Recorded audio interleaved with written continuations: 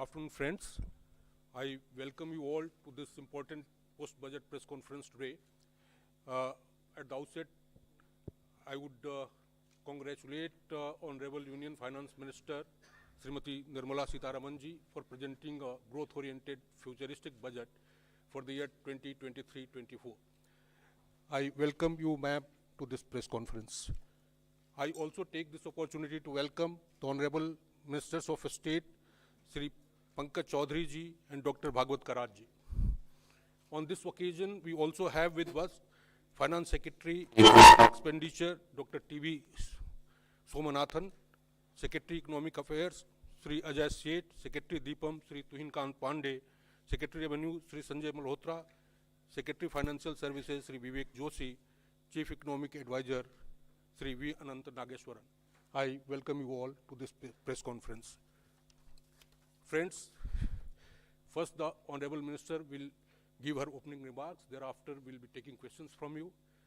Before I request the Honorable Minister, I must request you all to please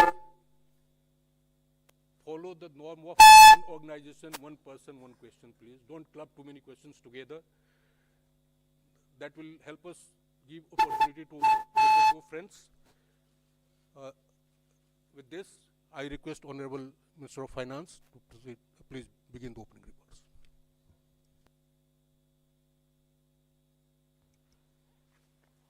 Thank you.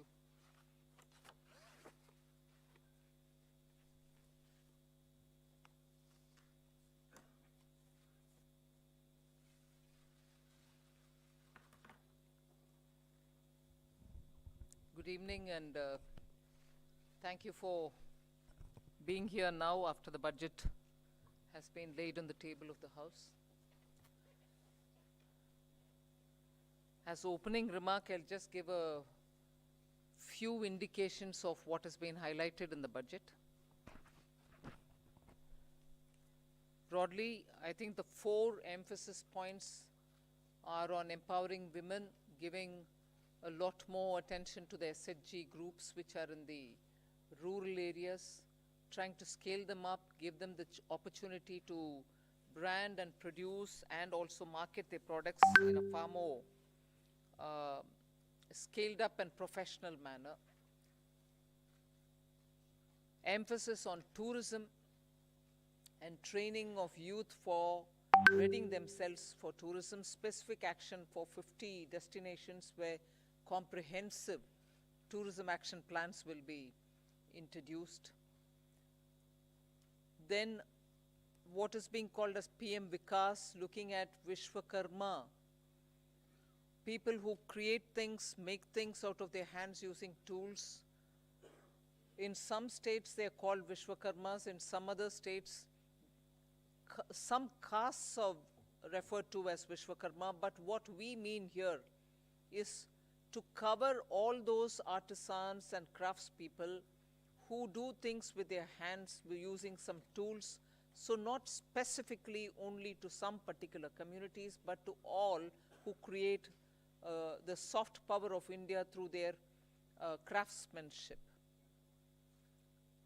Then the 4 is green growth, the 4th one, which is in every sphere of life, we have policy interventions and enabling provisions made so that India moves fast on the transition to renewable energy, the investments made for hydrogen mission, renewable energy transitional facilities which we need, natural gas, and also looking at biogas, also evacuation of power from renewable energy sources located in Ladakh to the rest of the country. So those are 4 highlights which I'd like you to go back to see the scale in which we are approaching these issues and the impact that it will have on large sections of India's population. Then, of course, I gave 7 priorities, which began with talking about inclusive growth, investments in infrastructure, also reaching the last mile so that those who are still left without a house or a sanitary facility or a road which is reaching them, and so on. So the last mile, reaching the last mile for those who desperately need that kind of a link are all being covered. Then we are also looking at a very futuristic fintech financial sector for which we have brought in some specific ideas. We are looking at also improving the industrialization of this country, where people will be trained for Industrial Revolution 4.0, which means they're going to be trained for AI, IoT, using Web3 in other words. So training manpower to ready themselves for industries which are rapidly becoming industrialized in the Web3 context. Then digital economy, unleashing the digital power of India in various walks of life, setting up an artificial intelligence research center, Center for Excellence. So all these are in part A. There's a lot of increase in the agriculture credit availability, 20 lakhs being made available for agriculture credit. Also a sub-scheme under the PMMODI Yojana, making sure that people living in the coastal areas are going to benefit from it, fishermen are going to benefit from it. Now, if largely the Part A has looked at these, Part B has aimed at rationalizing the customs duties, also making sure personal income tax, after a very long time, has had substantial changes which will benefit the middle class. And also because this country has been waiting for direct taxation to be simplified, also waiting for direct taxation to be a lot more easy in compliance, and therefore the new taxation regime that we brought in for direct taxation 2-3 years ago has now got greater incentives, greater attraction, so that people can unhesitatingly move from the old to the new. Of course, we are not compelling anybody. Those who want to remain in old can still remain there for enough justifications that they can have. But the new one obviously is now attractive because it gives greater rebate. It also provides for a simplified and smaller slabs, lower rates of taxation, and also slabs which are nicely broken down. So with all this, I think the budget, I've not gone into specifics, but I thought as an opening remark, this much will be sufficient to say this is a budget which is beautifully balanced. Both growth considerations, because the capital investment has never before seen double-digit investment announcements. 10 lakh crore, which includes 1.3 lakh crores being given to states, is going to give a big leg up for capital investment from government. Laid So in the the previous balancing budget that I'm talking about is looking at public sector investment, municipal continuing that bonds. good tradition of Like capital investment in infrastructure, and also Including attending railways. to MSMEs, because they are the engine of growth. We've given them relief, we've also States given them and new cities access, we've extended will be and encouraged widened the to undertake emergency urban credit planning, liquidity guarantee urban scheme. planning reforms Also and given actions them to back transform their, our cities into securities, sustainable cities of 95% it, tomorrow. even if they fail to This deliver means on efficient use of contractual land promises resources, which were adequate during the resources COVID for urban pandemic. infrastructure, So the balancing is, one, we transit-oriented can sustain the capital infrastructure trust-based governance. expenditure We from have the government. introduced the Jan Simultaneously, in the private Vishwas sector Bill give a lot of to push amend and 42 impetus for the central MSME, acts. This and budget not proposes a forgetting series of the measures to individuals, unleash the middle potential class of our individuals economy. who needed that kind of a tax Centers breaks of and relief through taxation. So the large macroeconomic considerations have also been kept in mind. The fiscal consolidation has not been kept in the back burner. We've attended to it. We are respecting the glide path we gave ourselves 2 budgets ago. 6.4 this year fiscal deficit, and the forthcoming year for which the budget is presented now, 5.9% fiscal deficit. So broadly, I leave it at this. I suppose when you ask questions, we can answer the rest. Thank you. Thank you for coming here today.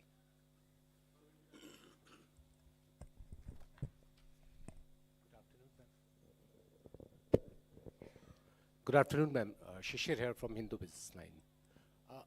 Ma'am, my question is that when there is an announcement for 7 lakh rupees under new tax regime, that will no tax to be paid, and then you are talking about rejigging the new tax regime, does this mean that this is the end of exemptions for various incentives, exemptions for investment and savings?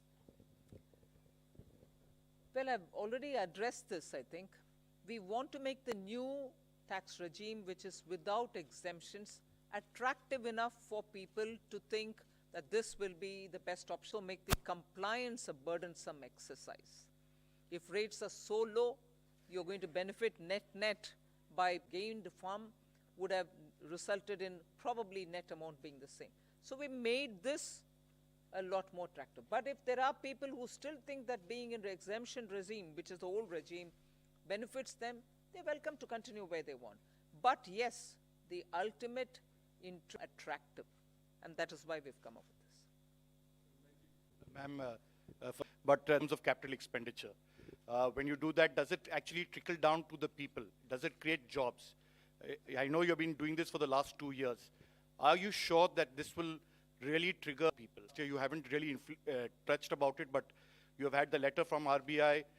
We hope that it will be under the check of vote, answer to both these points.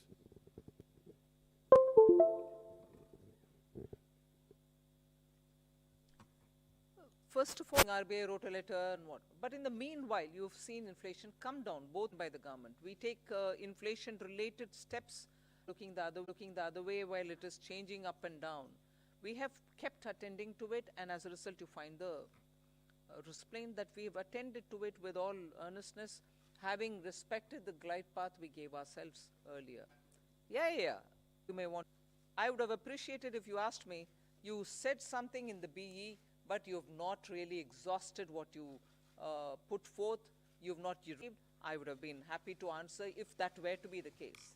But you're asking me a question about, in the sense you are implying that we have fully utilized what has been kept for capital investment.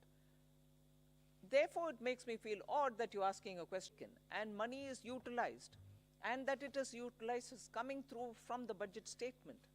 How not all projects can be completed, even 1%, without human intervention. So obviously jobs are happening in the ground. So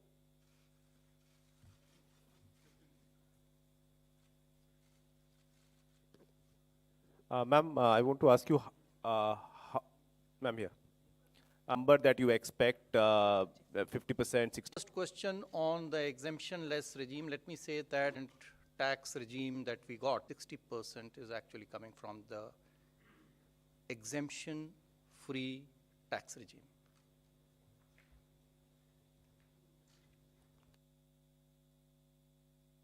Individuals' data we will not have, but we are very hopeful that this particular scheme for individual taxpayers, the PIT, I think the majority would prefer. I mean, all of you, if you all do your own calculations, I think majority here would be now wanting to shift irrespective of their incomes and the deductions and exemptions that they claim. They would be finding it more attractive to shift to the new tax regime, majority of them.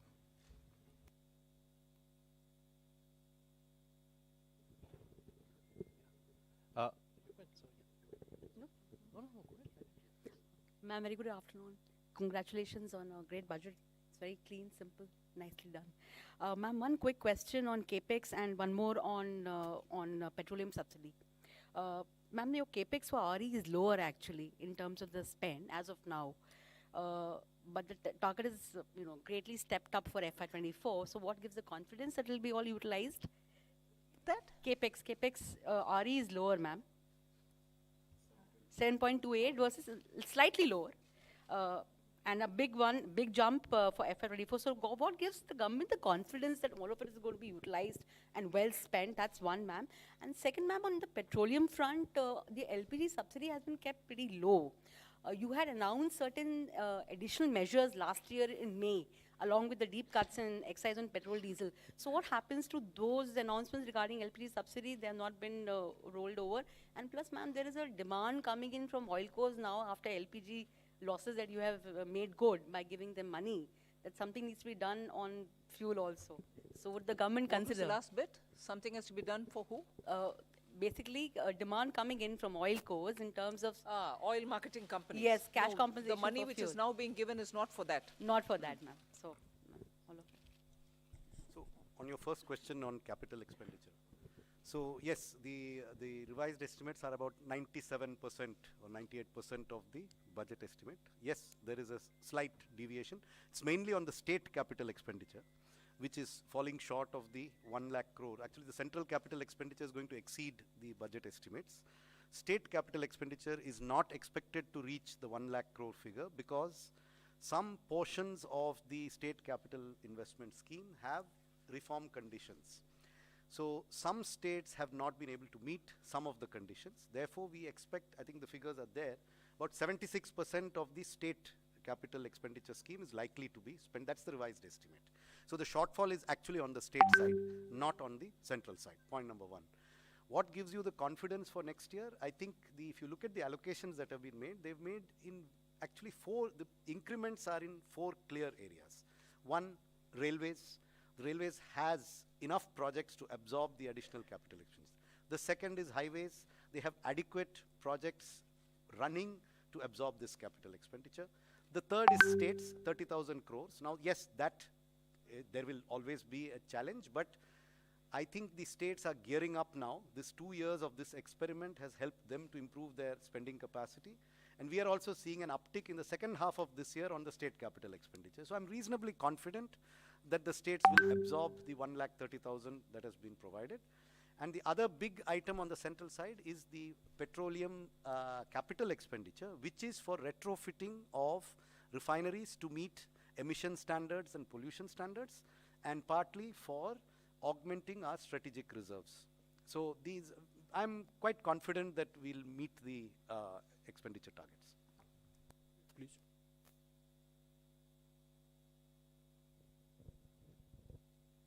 Tarun Sharma from Zee business.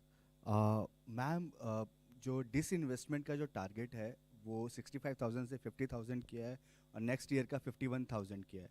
तो ma'am, इससे हम ये समझें कि जो दो government bank का जो प्राइवेटाइजेशन होना था और जो 2 इंश्योरेंस कंपनीज का जो प्राइवेटाइजेशन होना था वो अब 2024 के बाद ही संभव हो पाएगा, उससे पहले नहीं हो पाएगा, क्योंकि मैम जो टारगेट ये कर रहे हैं। दूसरा सवाल मेरा संजय सर से है।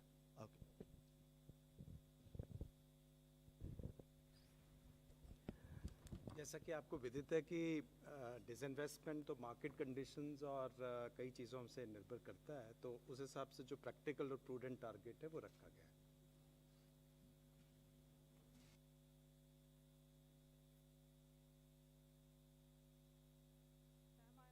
From the New Indian Express. Ma'am, what was the need to lower effective tax rate for high income group at this point in time? And also tax collection at source has been increased from 5% to 20% on overseas tour package. So what is the reason behind this massive increase? See, the tour packages are generally taken by people whose effective tax rate is certainly more than 30%. So if we are charging them 20% TDS, I don't think it is high. Our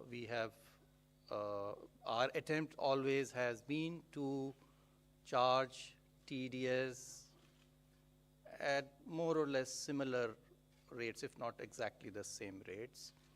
So that answers your question number 1.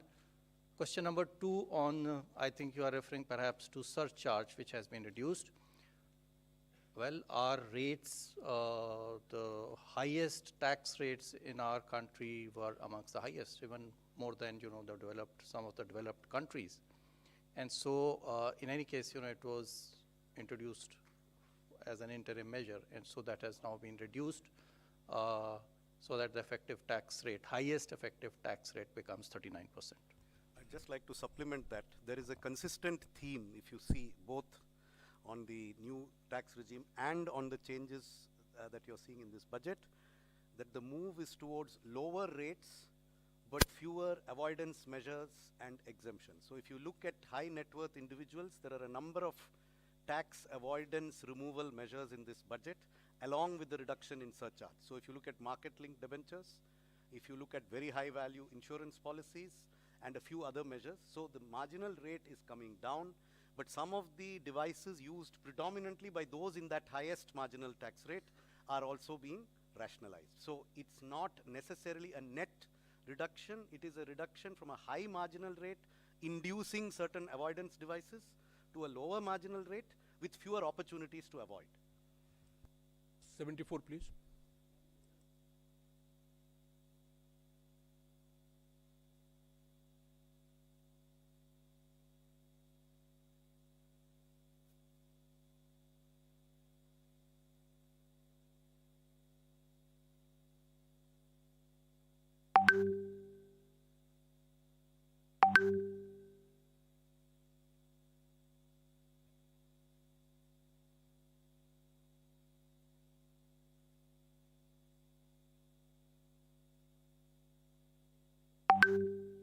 One's mind being part of a political party.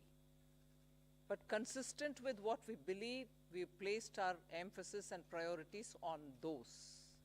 And that's what you've seen in the budget.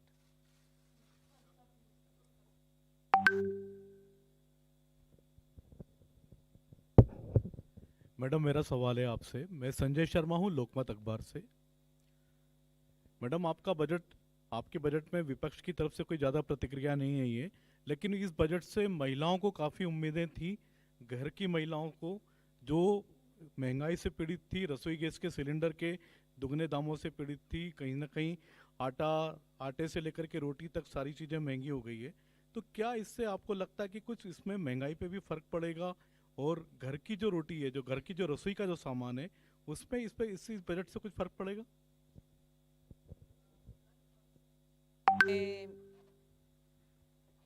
Government का निर्णय को देखे होंगे कि गेहूं के लिए market में रिलीज करने के लिए आदेश हुआ है, जिससे गेहूं के दाम कम होने के इतना क्लियर इंडिकेशन है, जिससे सीधा घर में रसोई में फर्क पड़ेगा ही पड़ेगा। सो उसको आप बोलना नहीं है, ये नहीं है कि मैं उसके ऊपर कुछ बजट में नहीं बोले, मगर बजट से बोलने से पहले एक्शन ही हो गया है ना, कि घर की रसोई के लिए गेहूं आटा के लिए मार्केट में रिलीज करने के लिए निर्णय सरकार ऑलरेडी कर चुकी है। एक मिनट। साथ ही साथ जो है महिला जो है वो भी एक परिवार का सदस्य है, तो जो रिलीफ जो इतना टैक्स पर्सनल इनकम टैक्स में दिया गया है वो भी परिवार के पास में और महिला के पास में आएगा, उसके हाथ में आएगा, जिससे वो अपना घर का खर्चा चला सकती है। सो वो भी एक महिला के लिए हमें नहीं देखना चाहिए कि महिला के लिए नहीं है, वो भी महिला के लिए एक बेनिफिट है। गेहूं पुरुषों के लिए भी है और महिला के लिए टैक्स भी है। Hi ma'am, Meghna Mittal from ET Now. The fiscal glide path that you have given is 4.5% by 2025-26, which may be considered slightly bold, but does it also indicate your confidence in continuing tax buoyancy in the coming years? Somanathan has already answered it. Yes, tax buoyancy, as you saw even yesterday, GST collection figures have come. Direct taxation buoyancy is also observed in the current year. That is one thing. I think to the credit of this team, there's been a very robust management of macroeconomics. That certainly bears an impact. So all of us might talk about this particular step or that particular step, but I think together, revenue, expenditure, disinvestment, banking, all of us together have worked in such a way that where you can earn more through tax avoidance related measures, and similarly where you can bring in more people into the tax net, you are taking steps. Similarly, prudent ways of effective expenditure without cutting down expenditure, committed expenditure or other expenditure, are all ways in which you're making money mean more.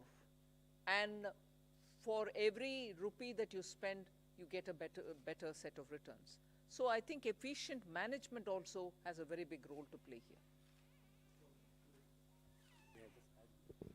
I just wanted to add to your question. The estimates in the budget, the revenue estimates in the budget, do not assume a buoyancy greater than 1 for the coming financial year. It assumes a buoyancy of 1. Gross taxes are expected to grow by the same 10.5% by which we have estimated the GDP to grow, which is slightly lower than the figure implied by the economic survey.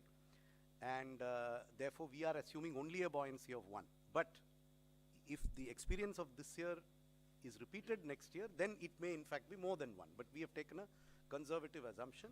And I think the very fact that the commitment to 4.5% was reiterated word by word in this budget gives you an indication that we feel that we have the means and the ability to reach that target by 2025-26. I would also point out that many of our expenditure increases are on discretionary spends. We have kept a very tight lid on the irreducible types of expenditure, and therefore there is room in the budget, both on the revenue side and on the expenditure side, for us to reach that fiscal deficit target by 2025-26.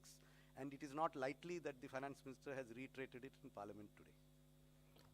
Ma'am, Timsi Jaipuria from CNBC TV 18. Ma'am, I have two questions. Firstly, on the TDS reforms, you've come out with two specific reforms. For one, 20% TDS on foreign investments. Why has this been introduced? Is it to curb the flight of capital or investments which was going outside the country?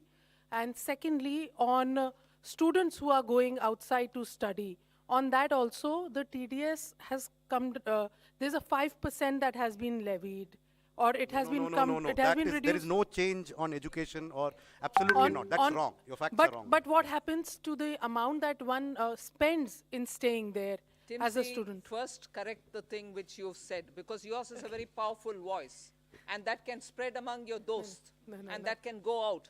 No change has been made for education or health purpose, LRS. Please, I hope my voice is audible much more than Timsi's.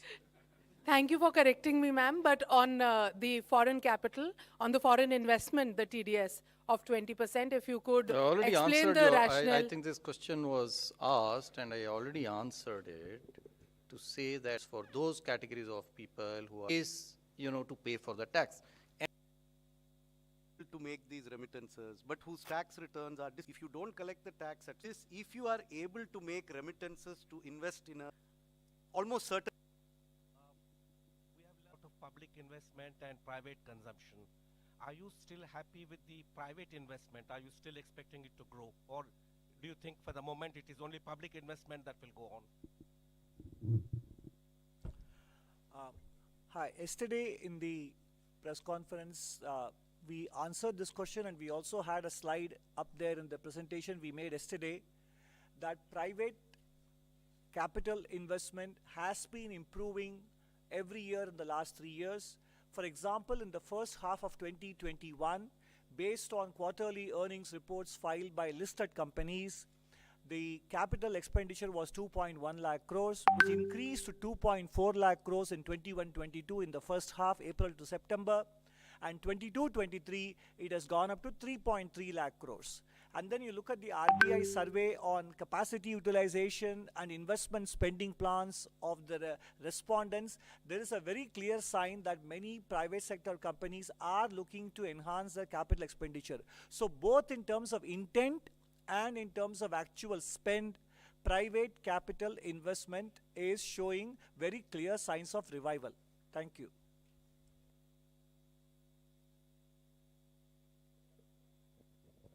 Ma'am, this is Ujjwal Narayan from Newsrise. Ma'am, this is your fifth budget, and when you started with, in the first budget, you talk about India reaching to a 5 trillion economy by 2025. So just I wanted to know what is the situation, because yesterday CA has put forward another goal post of becoming a 7 trillion economy in next 7 years. So what is happening to that target? That is my simple question. Say, we are moving along to achieve our targets, both mine and his. We'll achieve, we'll achieve.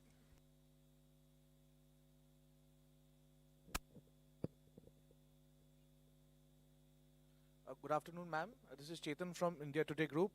Ma'am, while calculating the fiscal match for FY24, how did you assume the disruptive variables like the crude prices and, of course, China unlocking and its impact on commodity prices? What was the benchmark that you were the thinking behind the This is a question that keeps coming every budget, and I keep giving you the same answer. That there is no part of the budget mathematics that has a crude price number as an input in any spreadsheet. See, because there is no direct subsidy on any petroleum product. Unlike the fertilizer price or the price of the MSP, these have direct impacts on the budget. The petrol price would have an impact only if it triggers some major change in the tax system. Otherwise, the petrol, diesel, oil prices do not directly affect our budgeting. So it is not that there were days, maybe 10, 15 years ago, when there was a lot of subsidy on these commodities. At that time, a crude price assumption was inherent in the budget. Today, there is no inherent crude. The assumption we are making in the budget is only that there will be no subsidies on petrol and diesel, and that global prices will be such that there will be no subsidies. What the global price will be, I don't need to make an assumption. So no assumption has been made. Confusion since last year when people referred to what was said in the economic survey as though it was said in the budget itself. The budget didn't say it then, the budget doesn't say it now.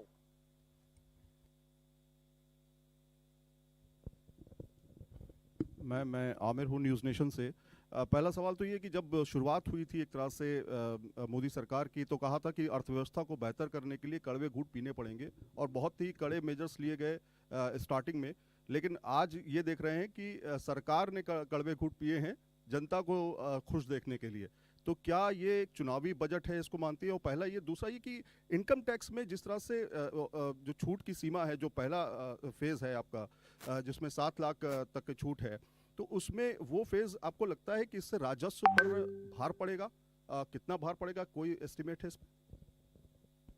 We have said it in the budget speech itself as to what is the net revenue foregone. उसका घोषणा ही कर चुके हैं हम, hidden नहीं रखे। So वो आ गया है 35,000? 35,000 Direct taxes 37,000 crore, indirect taxes 1,000 crore, additional revenue through indirect taxation measures 3,000 crores, and so net is 35,000 crore.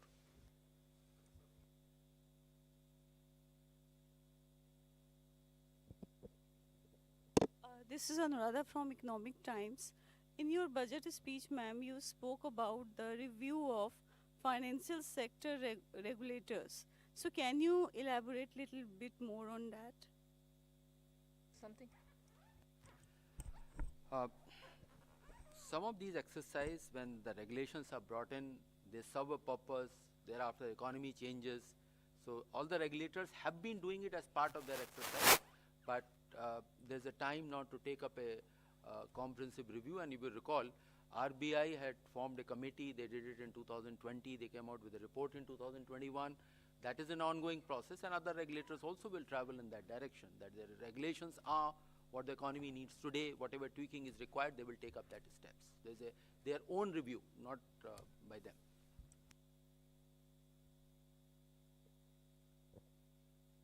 Ma'am, congratulations on your penultimate budget.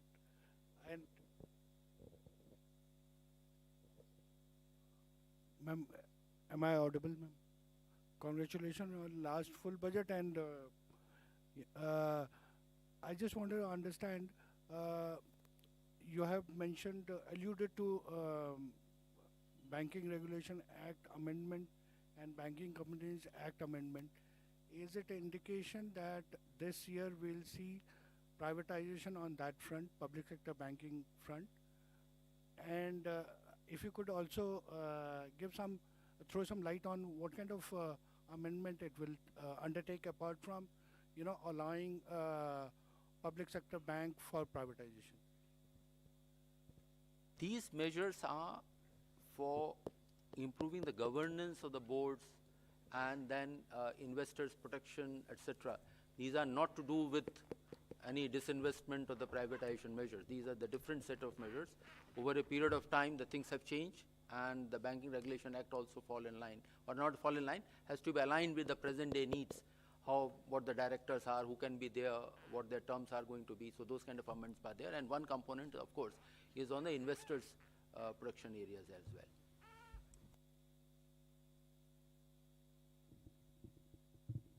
Good afternoon, ma'am. I'm Rima Sharma from Protibimba Life. My question,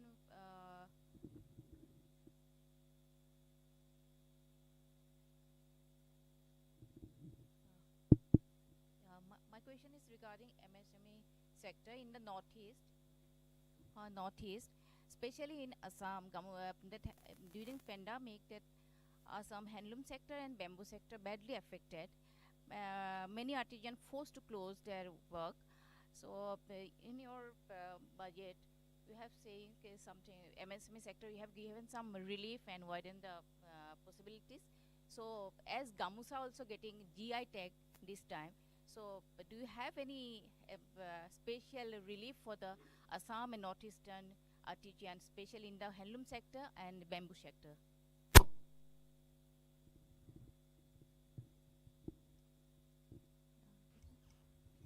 In the last year's budget itself, I think for sustaining livelihoods and also making sure that the northeast livelihoods are attended to, we came up with a specific program called PM Divine for the development of northeast, and that was executed through the Northeastern Council.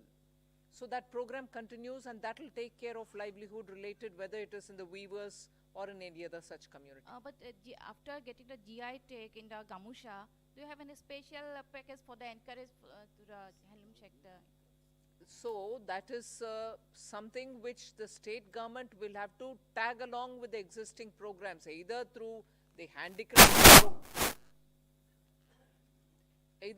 handicrafts program, the artisan and other things that we're coming up with, for which the rules will come out. Either they can use it, or the textile ministries. I'm sure they can always find out from the textile ministry for GI tagged Gamusha. They can ask for a dispensation.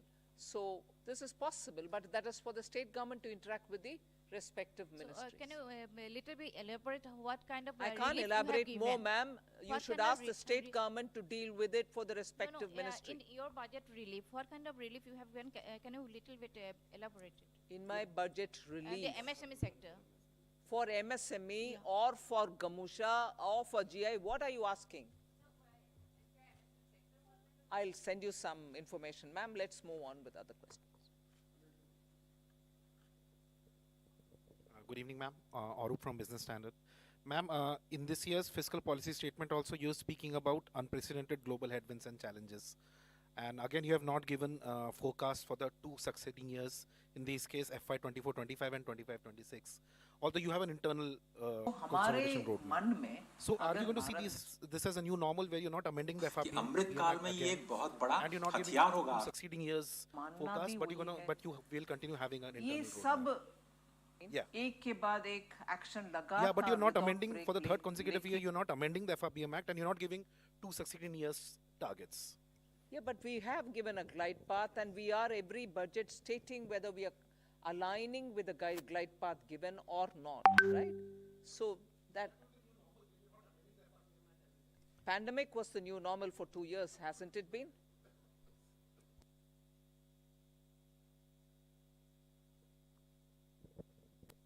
Hi, I'm Siddharth from Money Control here.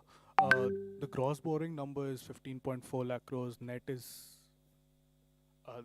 gross borrowing is 15.4 lakh. Net is 11.8 lakh. Especially with real interest rates returning to positive territory in the last few months with the RBI hiking rates. Do you see borrowing costs for companies rising, especially and perhaps the government crowding out the private sector? And could that impact private investments? So I think the question of crowding out, actually the increase in borrowing over the previous year is 8%. The economy has grown at a nominal rate of 15% over this same period. So this is a level of borrowing which I think will not lead to any incremental crowding out. In fact, as a percentage of the size of the nominal economy, the total gross borrowing is actually going to be lower in 23-24 than in 22-23.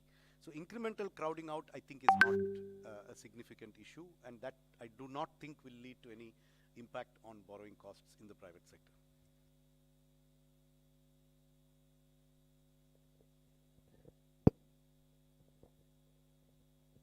This is reiterating that point that expected the required borrowings for the next year are of the same order what they are in the current year. Of course, the size of the economy has gone up. So it is not that the more money is being taken out of the savings which are available into the economy.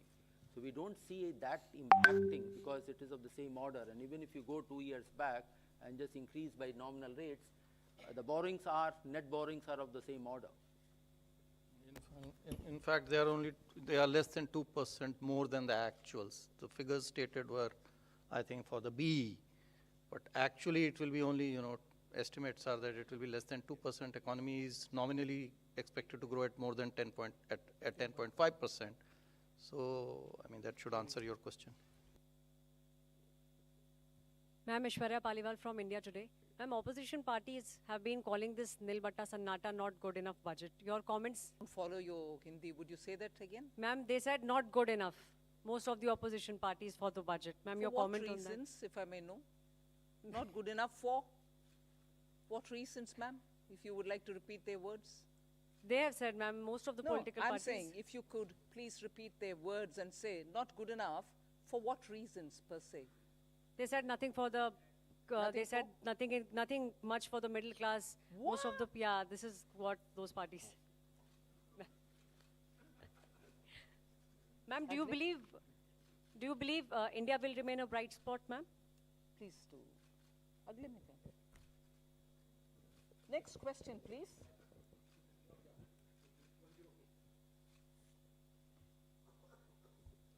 Ma'am, my name is Mukesh and I work for Newsrise. Just wanted to know, is there a component of green bonds in the... does it contain green bonds also? I mean, what would be the component of green bonds? Sovereign green bonds. Repeat your question, please. You interrupted me. So basically, in this overall gross borrowing that we have for the year, what component of that would be in form of green bonds? See, for the current year of $2 billion, one installment has already been done 1 week back, another one will be done a week later. So for the next, and the monies which we are going to raise now through these bonds, $2 billion, will be used for the projects which have been identified. And if those projects require in the pipeline that they require more money, then we will raise money through the green bonds, but that will be part of the overall borrowings which have been suggested. Pardon? There is no target for green bonds for next year. It is something which will evolve as the year goes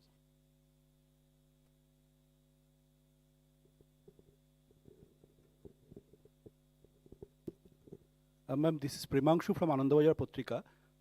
You have said that your capital expenditure has reached 10 lakh crore, but the interest payment expenditure that has also reached 10 lakh crore. And the interest payment burden, it is almost 40% of the revenue received. So do you think it is a matter of concern for? It is always desirable for a government to have its interest payments as low as possible. But you are aware of the reasons for which government had to borrow a lot over the last 3 years. And all that I can say is the borrowings have been used very constructively towards growth-inducing investments and have not been frittered away on unproductive expenditure. Therefore, if the economy keeps growing at the rate that it has started to grow at now, then this is unlikely to be an unsustainable debt burden. We are quite confident that the interest burden will gradually come down as the GDP keeps growing. And to sustain that growth, the quality of expenditure, the quality of government expenditure is increasing. The revenue deficit is falling even faster than the fiscal deficit. So we are actually seeing an improvement in the quality of public expenditure, which will enable us to sustain this higher interest burden, which is a result of history, 2 years of COVID, where the entire globe has seen an increase in interest burden in all governments all over the world.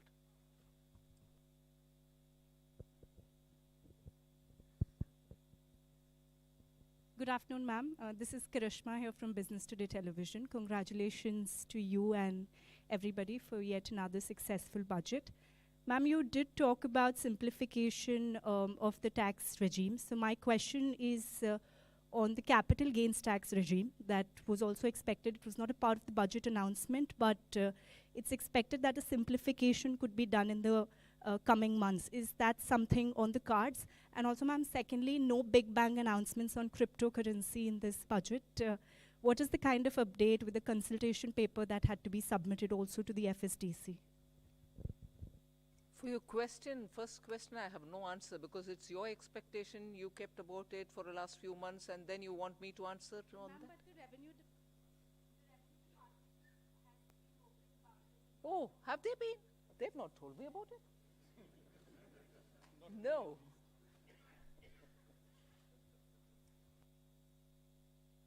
To say now.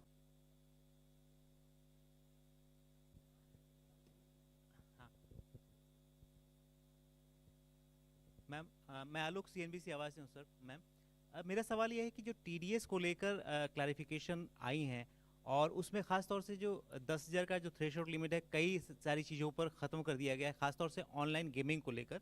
इसके पीछे क्या reason है? Online gaming को लेकर अभी भी क्या सरकार काफ़ी कॉन्शियस है या ऐसा लग रहा है कि अभी भी टैक्स लीकेज है वहाँ से, या बाकी चीज़ों पर भी जो ख़त्म किया गया है ये TDS के लिए जो 10,000 का एग्जाम्पशन, उसके पीछे क्या रीज़न है?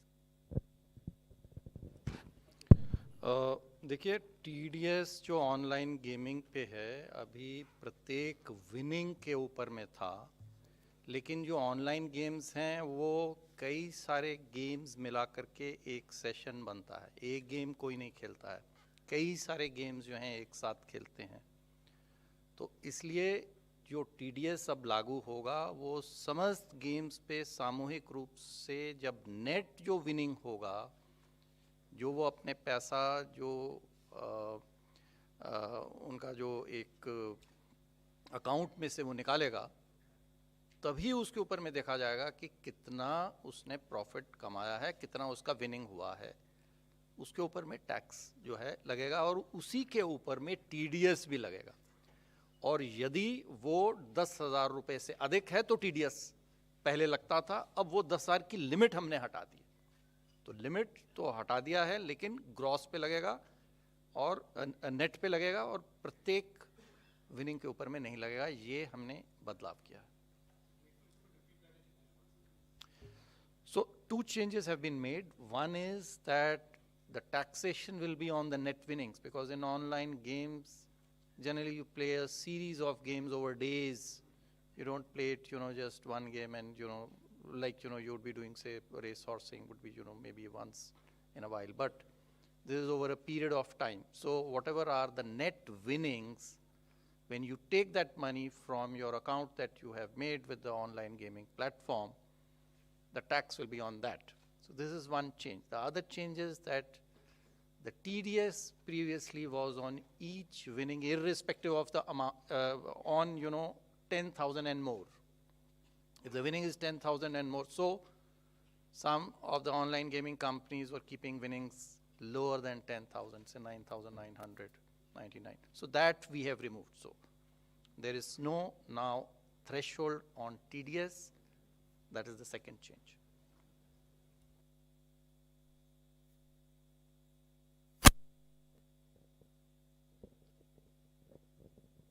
Hi, ma'am. This is Priyashmita from Informist Media. Ma'am, I wanted to know that there has been an upward revision in the small savings estimates for FY23. However, data suggests that there is a shortfall. So how do you plan to achieve it? Yeah, it's a good question, and I mean it shows good awareness of our numbers. I'm happy to see people read our deep statements with so much attention. It is a good question. What I can say is the market borrowing number is completely firm. That will not change. The remaining numbers have a little bit of fluidity, whether it is small savings, state government provident fund is a very fluid number. See, because if state governments change that number, it affects the overall balance of our funding plans. The market borrowing number is firm. The small savings number is, there is traditionally a seasonality where a lot of small savings comes in the last quarter because people plan their taxes in the month of February and March. So there is usually an upsurge. Will it reach this number or not? You see, these numbers are subject to a number of assumptions. But we are confident that in aggregate, the other sources except market borrowing, the aggregate of them will be close to what we have estimated. And therefore, I don't think this will have any impact on markets. Now, in terms of small savings, again, the date from which these new schemes come into operation is yet to be decided. So there are a number of factors on which the small savings number could fluctuate. But I repeat, it will not affect the market borrowing numbers. No, she's talking about FY 22-23 is my impression. Current financial year. Yes, I'm also talking about that. Again, the next year, 14 months before the end of the year, I cannot be firm on next year's numbers, but they are as firm as we can make them 14 months ahead of time.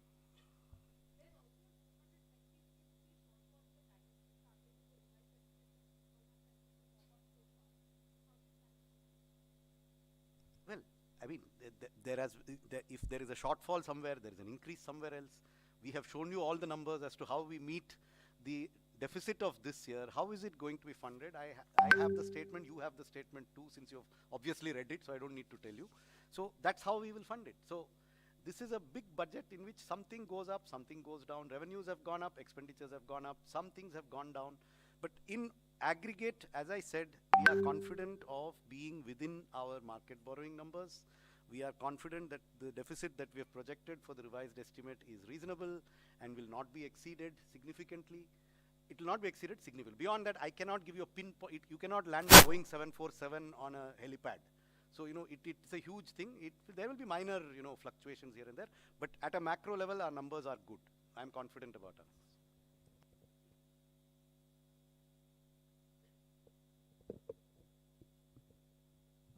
Ma'am नमस्कार, मेरा नाम महावीर सिंह है, freelancing करता हूँ। दो छोटे से स्पष्टीकरण चाहिए थे। एक तो 7 लाख रुपए तक की आय जो आपने कर मुक्त की है, वो दोनों उसमें है, पुराना और नया, या सिर्फ नए में है? ओके। और एक आपने घोषणा की कि जो गाड़ियों के स्क्रैप के लिए सरकार कोई सपोर्ट कर रही है, उसके पीछे क्या मंशा है सरकार की? क्यों इस तरह के उसको बढ़ावा दे?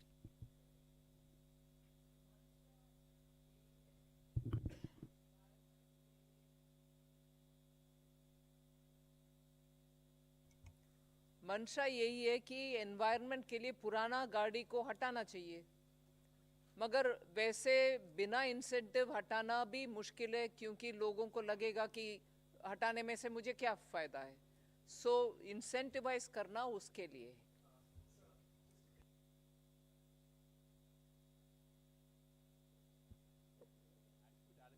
Scrapping of vehicles and replacement of vehicles as well. What is the kind of outlay that will be there and that we'll see in the coming fiscal?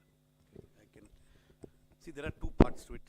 For the central government, all central government vehicles that are beyond the 15-year age limit will be scrapped. Those of them that need to be replaced will be replaced. This money is provided for in different departmental budgets because it is not a macro number that is planned centrally. The number is significant. It exceeds 1,000 crores. What it exactly is, I also don't know. I'd have to add it up from several books. For state governments, we are making this part of the scheme for state capital investment. If they need to replace old state government vehicles, then that support will come from this scheme. And they have to meet certain conditions on meeting the national scrapping policy. The aim is to get rid of polluting old vehicles in the government sector.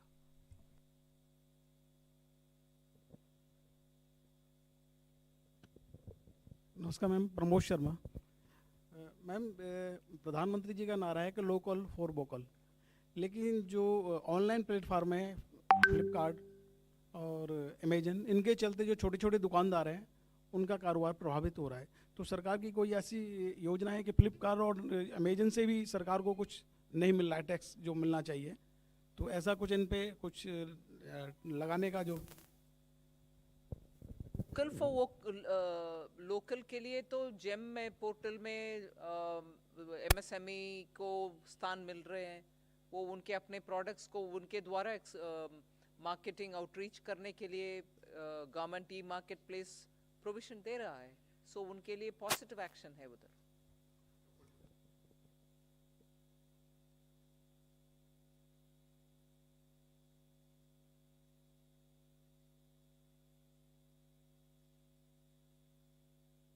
Or a government undertaking has challenged it, or the contractor has challenged it, and that arbitration award is being contested in any court. Then depending upon the level of the dispute, a settlement can be reached between the two parties so as to reduce the amount of litigation which will be there. Yeah, it will be a voluntary, see, it is voluntary. Any dispute can be settled out of court by both parties. Traditionally, there are difficulties for government to take a discretionary decision on settling a dispute. So this will be a standardized set of terms depending on the nature of dispute and the level at which the dispute has been settled, or has been where there's an arbitration award, where there's a court award, where there's a Supreme Court award. There are different levels at which there is certainty or uncertainty. We will be coming out with a draft scheme which will be put out for consultation very shortly from the Department of Expenditure. So, no, it is only for domestic. Only domestic disputes. It will not cover international arbitrations or international cases. Definitely not.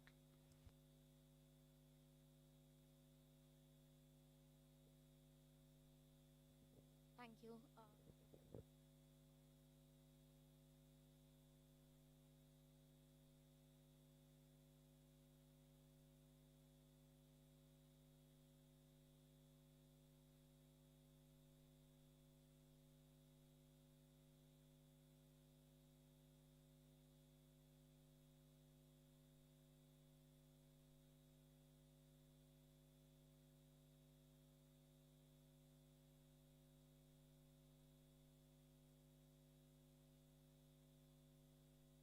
Want both of them to answer for each economic survey from his school of thought and us from our school of thought?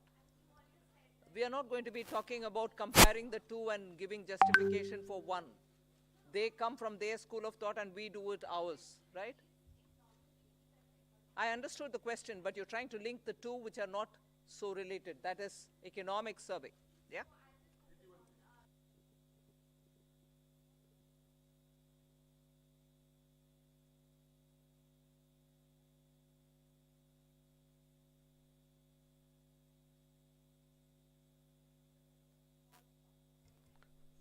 That is exactly what I mean.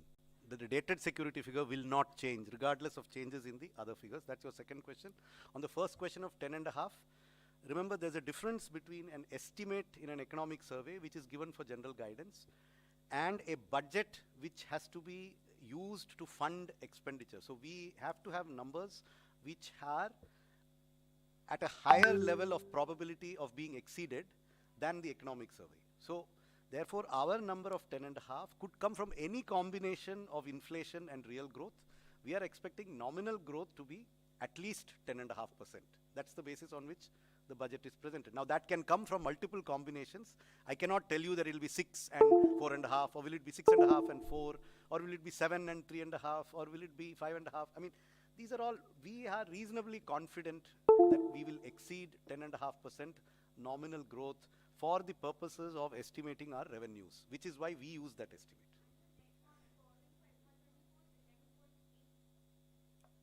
Whatever is stated in the budget speech, it is there, it is 11.8, it has been stated in the budget speech, and I know you have read this statement, so it is there, 11.8.